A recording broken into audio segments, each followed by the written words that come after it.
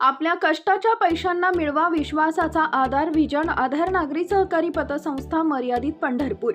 संस्थापक चेअरमन सोहन रामधणी जयस्वाल आणि संस्थापक सचिव सूरज रामधणी जयस्वाल यांच्या संकल्पनेतून साकारलेली विश्वासाची आर्थिक संस्था।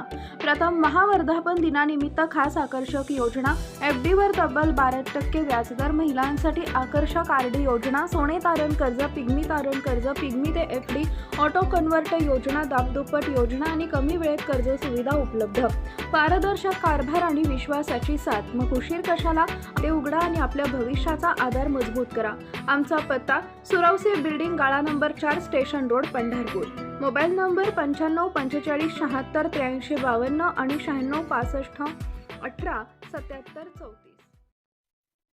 यमाई तलावाच्या पाण्यावरून श्रेयवाद चिघळला, परिचारक समर्थकांचा भालकेंवर पलटवार। मागणी परिचारकांची, पाठपुरावा परिचारकांचा, मग श्रेया नगराध्यक्षांचे कसे, विक्रम शिरसाट यांचा सवाल। यमाई तलावात लक्ष्मी टाकळी येथील उजनी कॅनलद्वारे पाणी सोडण्यात आल्यानंतर आता या कामाच्या श्रेयावरून पंढरपूरच्या राजकीय वर्तुळात आरोप प्रत्यारोपांना सुरुवात झाली आहे।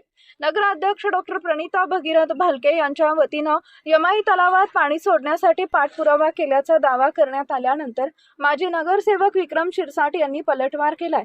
यावेळी विक्रम शिरसाट यांनी गंभीर आरोप करताना यमाई तलावात पाणी सोडण्याची मागणी परिचारकांची होती, पाठपुरावाही परिचारकांचा होता, संबंधित अधिकाऱ्यांना आवश्यक त्या सूचना देण्याचं कामही परिचारकांकडून करण्यात आले, मात्र केवळ नगराध्यक्ष पदाचा वापर करून या कामाचं श्रेय लाटण्याचा प्रयत्न नगराध्यक्ष डॉक्टर प्रणिता भालके यांच्याकडून होतोय असा आरोप केला।